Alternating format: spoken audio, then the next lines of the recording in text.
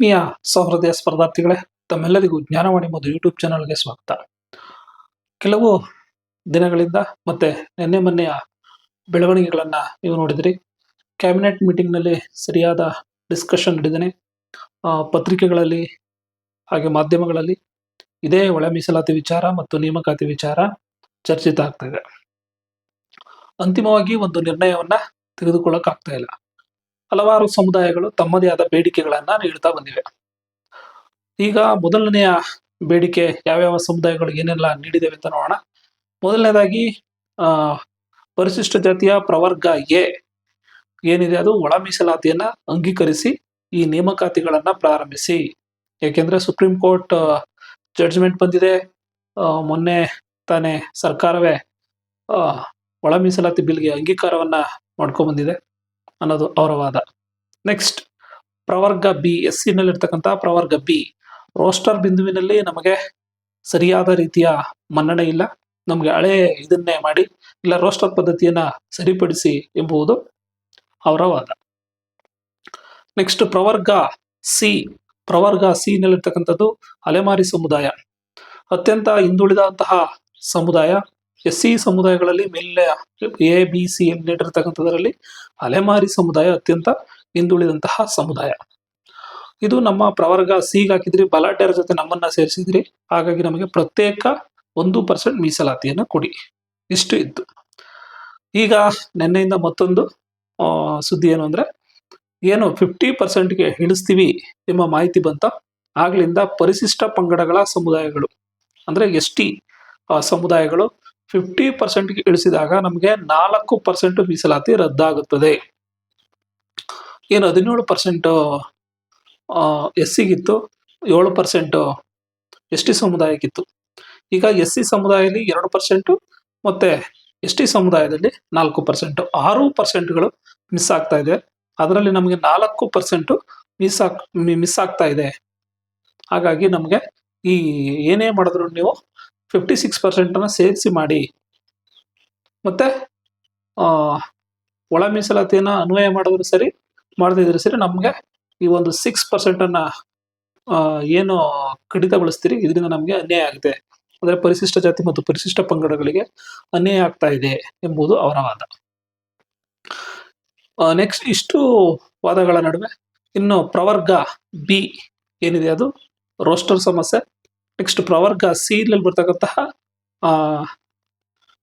ಏನು ಕೊಲಂಬಗಳು ಅಂತ ಏನ್ ಕರಿತೀವಿ ಅಂದ್ರೆ ಸ್ಪೃಶ್ಯ ಸಮುದಾಯಗಳು, SC ಪಟ್ಟಿರ್ತಕ್ಕಂತಹ ಸ್ಪೃಶ್ಯ ಸಮುದಾಯಗಳು ಏನಿವೆ, ಆ ಸ್ಪೃಶ್ಯ ಸಮುದಾಯಗಳು ನಮ್ಗೆ ಹಲವಾರು ಜಾತಿಗಳನ್ನ ತಂದು ಇನ್ಕ್ಲೂಡ್ ಮಾಡಿದ್ರಿ, ನಮ್ಗೆ ಜಾತಿ ಪಟ್ಟಿ ಜಾಸ್ತಿ ಇದೆ, ನಮ್ಗೆ ಮೀಸಲಾತಿ ಇನ್ನೂ ಬೇಕಿತ್ತು ಎಂಬುದು ಅವರ ವಾದ.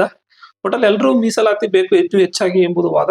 ಆದ್ರೆ ಅಲ್ಲಿ ಸುಪ್ರೀಂ ಕೋರ್ಟ್ ಜಡ್ಜ್ಮೆಂಟ್ ಏನಿದೆ 50% ದಾಟಂಗಿಲ್ಲ ಎಂಬ ಮಾಹಿತಿಯನ್ನ ನೀಡಿರೋದ್ರಿಂದ ಈಗ ಎಲ್ಲರಿಗೂ ಒಂದು ಕಷ್ಟದ ಪರಿಸ್ಥಿತಿ ಬಂದಿದೆ.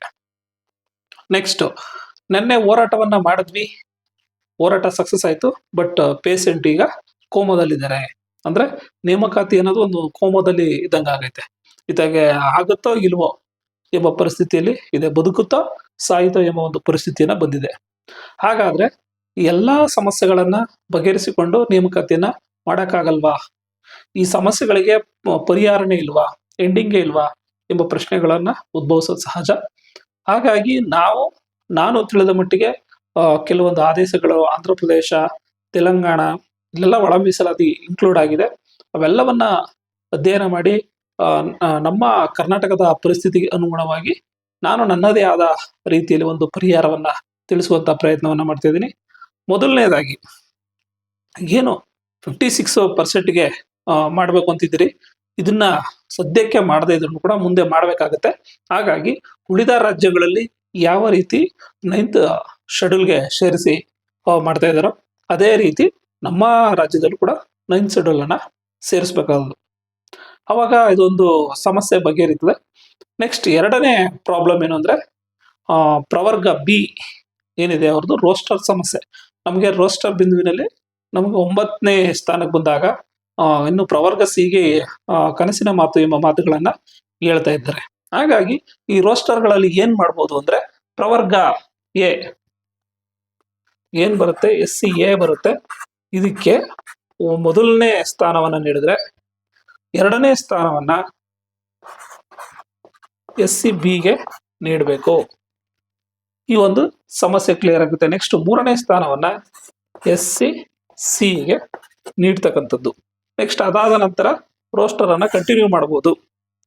ಒಂದು ವೇಳೆ ST ಸಮುದಾಯ ಈ ಸಮುದಾಯಕ್ಕಿಂತ ಅಂದ್ರೆ ಪ್ರವರ್ಗ ಸ್ಪೃಶ್ಯ ಸಮುದಾಯಗಳೇನಿದೆ ಅದಕ್ಕಿಂತ ಏನಾದ್ರೂ ಆರ್ಥಿಕವಾಗಿ ಮತ್ತು ಶೈಕ್ಷಣಿಕವಾಗಿ ಹಿಂದುಳಿವಿಕೆ ಆಧಾರದ ಮೇಲೆ ಇವರಿಗೆ ರೋಸ್ಟರ್ ಪಾಯಿಂಟ್ ಅಲ್ಲಿ 3ನೇ ಬಿಂದುವನ್ನ ಕರುಣಿಸಬಹುದು. ಅಥವಾ ಇವ್ರು ಇದಕ್ಕಿಂತ ಉನ್ನತಿಯಾಗಿದ್ದಾರೆ ಅಂದ್ರೆ ಇವರಿಗೆ 4ನೇ ಅಂಕವನ್ನ ನೀಡುವಂಥದ್ದು.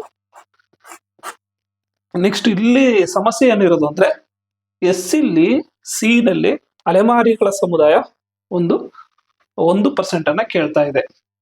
ಈ ಅಲೆಮಾರಿ ಸಮುದಾಯವನ್ನ ಏನ್ ಮಾಡ್ಬೋದು ಅಂದ್ರೆ SC1ಕ್ಕೆ ಸೇರಿಸ್ಬೋದು, ಪ್ರವರ್ಗ 1ಕ್ಕೆ ಸೇರಿಸ್ಬೋದು.